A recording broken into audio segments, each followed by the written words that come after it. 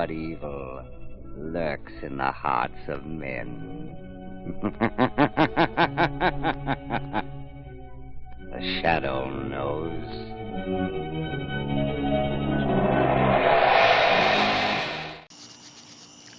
Welcome back. The Shadow's here again, this time to talk about a movie called IDIOCRACY. In a nutshell, if you just think of the dumbest person you know today and project them into the future because they were cryogenically frozen, and they wake up in the far, far distant future and find that they are the most intelligent person on the face of the planet.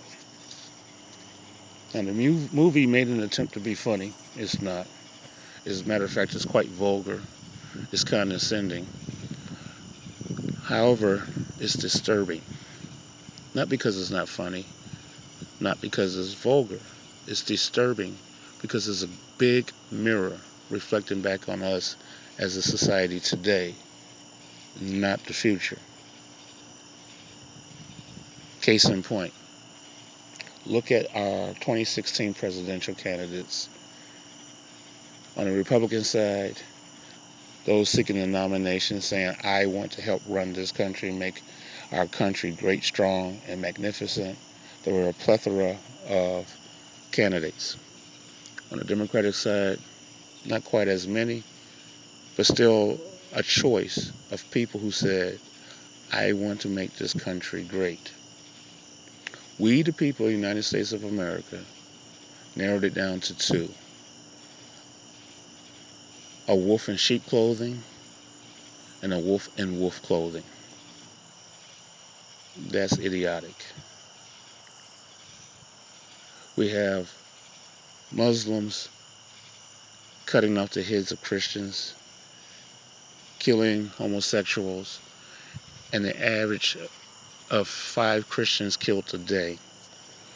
And we want to wage war against them, saying that they are radical Islamic terrorists.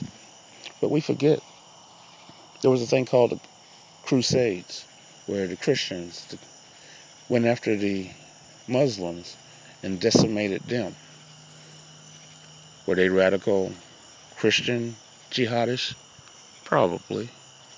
Keep in mind there was also a great pope noted for being the warrior pope, a pope of the Catholic Church wearing armor and a sword and going to battle.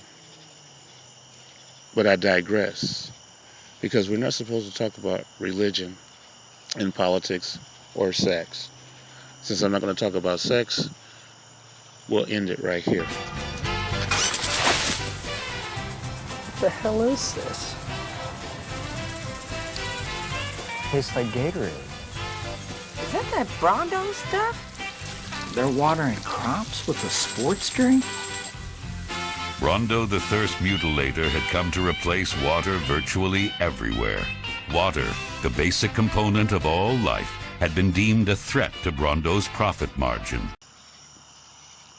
Back in 2006, I wrote an article about how bottled water and cell phones would be the end of our society. Granted, I don't think of myself as a Nostradamus, a sage, or a prophet. But here we are, 2016, and think about that article. We drop dollars into vending machines for a bottle of water that's encased in plastic, which is not biodegradable. A little bottle for $1. How many dollars does it take to make a gallon? Would we be willing to pay that much for a gallon of gas? And yet we'll pay that for water, which is supposedly a free commodity. And let's talk about cell phones.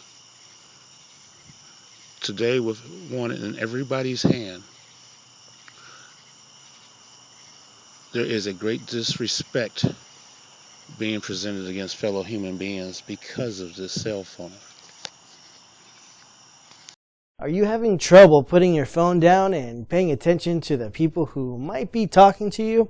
Well, you're in luck, because there is a new app just for people who are stuck on their smartphones 24/7. The app is called Respect, and you can download it from the Google Play Store. This app will actually help you be fully present in the moment to help you pay attention to what might really matter in real life. It might even change your life or the life of your significant other, because with this app, Respect, you will discover that you are paying more attention to your significant other instead of paying attention to people on Facebook. With this app, you will realize that your smartphone is not a real friend or person. Of course, this app won't cure your cell phone jail addiction. That is, until you give it some effort to try it. This app is simple. It helps you put away your phone when you need to show some respect to someone who is talking to you. Download Respect app today and see how it works. Like I said, it might change your life and the lives of people around you.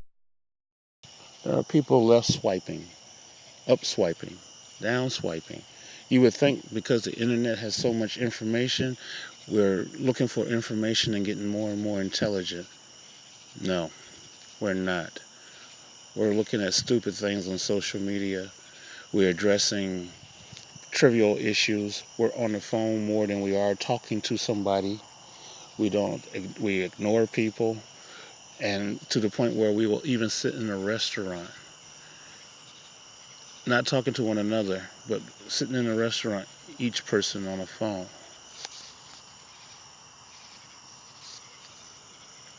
Even as much as to text one another within the same house, or send somebody an email via text and not even tell them that you've sent it. That is communication today? No, that's idiocracy. I'm going to share a photo of my Eggo waffle when it pops up. That's so interesting, honey, because I'm going to share a photo of my Eggo waffle when it pops up. Lego my Eggo. Lego my Eggo. Hey, leave a message. Hi, I know you're there because I can see you. I'm calling you to tell you to Lego my Eggo.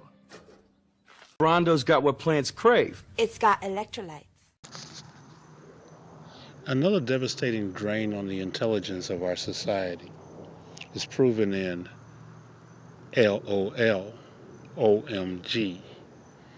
These are acronyms going into dictionaries and being defined as if it is an appropriate way to communicate.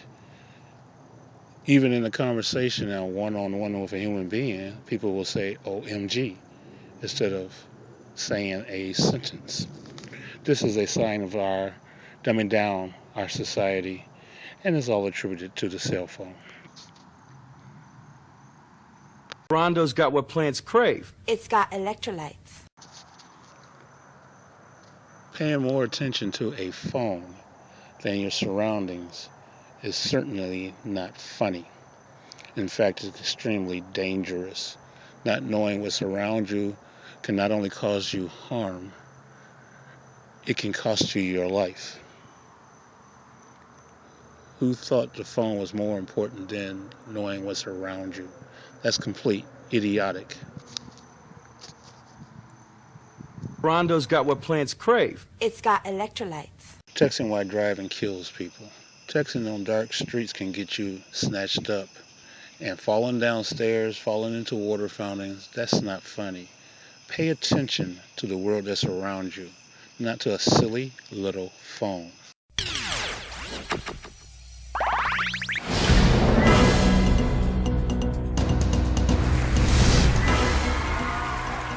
I am President Dwayne Elizondo Mountain Dew Herbert Camacho. And I've traveled back in time from the future to address your stinking ass. What the fuck is going on with this election? What's with all this bullshit? Higher and lower taxes and shit?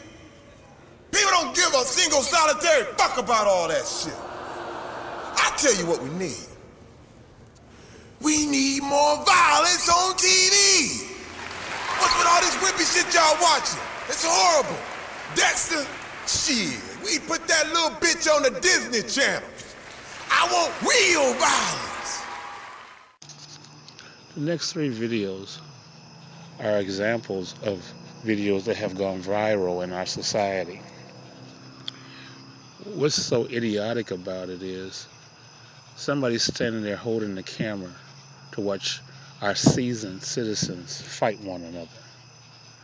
There's a philosophy in gun control saying that guns don't kill people, that people kill people. Well, the idiot taking the video, rather than helping our seasoned citizens, is getting a kick out of watching them fight. Maybe that president from Idiocracy is right. You need more violence. A young child being beaten by his mother is not a form of entertainment. This is strictly idiocracy. I'm sorry, but I don't want to be an emperor. That's not my business. I don't want to rule or conquer anyone. I should like to help everyone if possible. Jew, Gentile, black man, white. We all want to help one another. Human beings are like that. We want to live by each other's happiness, not by each other's misery. We don't want to hate and despise one another. In this world there's room for everyone, and the good earth is rich and can provide for everyone. The way of life can be free and beautiful, but we have lost the way. Greed has poisoned men's souls, has barricaded the world with hate, has goose-stepped us into misery and bloodshed. We have developed speed, but we have shut ourselves in. Machinery that gives abundance has left us in want. Our knowledge has made us cynical, our cleverness hard and unkind. We think too much and feel too little. More than machinery, we need humanity. More than cleverness, we need kindness and gentleness. Without these qualities, life will be violent, and all will be lost. The aeroplane and the radio have brought us closer together. The very nature of these inventions cries out for the goodness in men, cries out for universal brotherhood, for the unity of us all. Even now, my voice is reaching millions throughout the world.